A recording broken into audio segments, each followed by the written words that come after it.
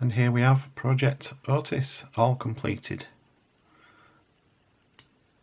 I've got green LEDs for the eyes, and a blue and a red down here.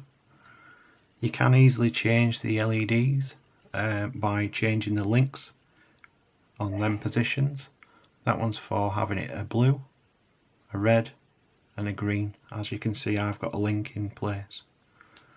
And there you go.